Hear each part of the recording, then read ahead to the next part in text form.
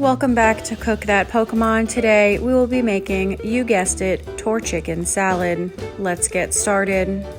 Tank is most certainly excited for this one. Let's gather all of our ingredients together. I like to purchase a Torchic that has already been roasted.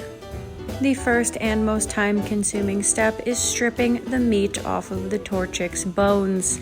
Obviously, we already have a death count of 1 for this recipe. Rest in peace, little Torchic.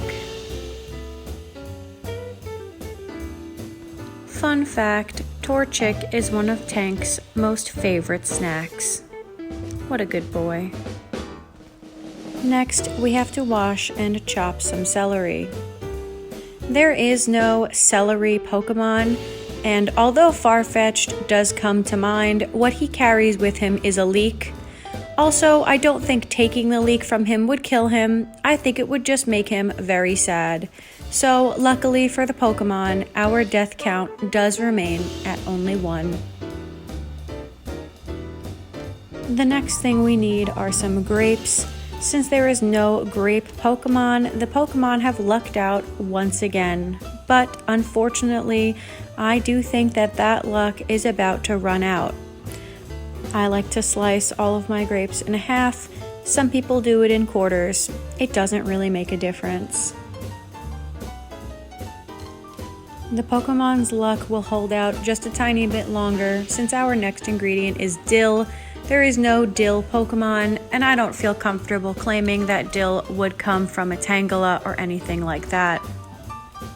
Here is where our luck runs out. Unfortunately, we will need some green onions for this. I did buy them pre-sliced, and there is an onion Pokemon, and that Pokemon is Celebi.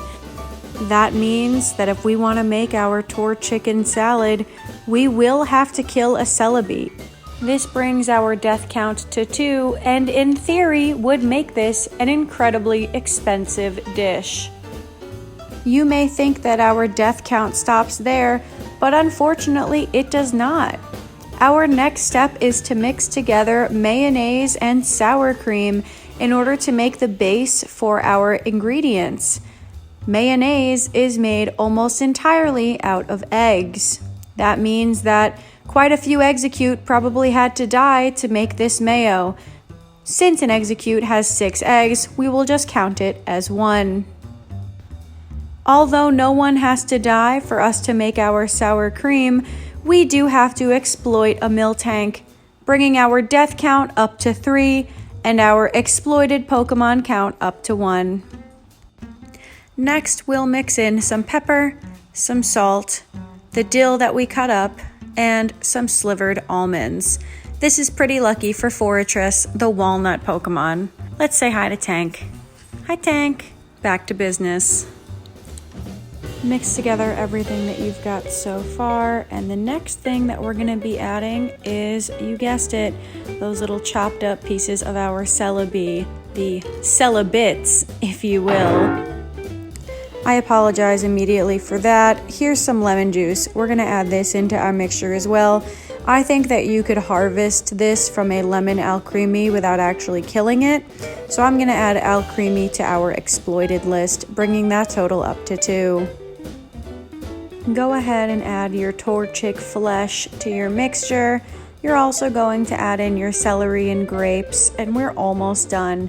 The last thing we have to do is let this sit in the fridge for a little bit so that it's nice and cold, and give it a taste test.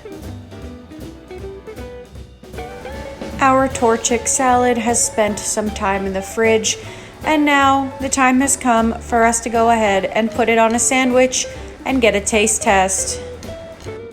Let's ask youngster Joey Videos what he thinks. Oh, husband. Oh, are you ready to eat? You are. Before I give you this, I want you to know that 3 Pokemon were killed and 2 Pokemon were exploited to make this sandwich. Go ahead, give it a taste test, and let us know if their deaths were worth it.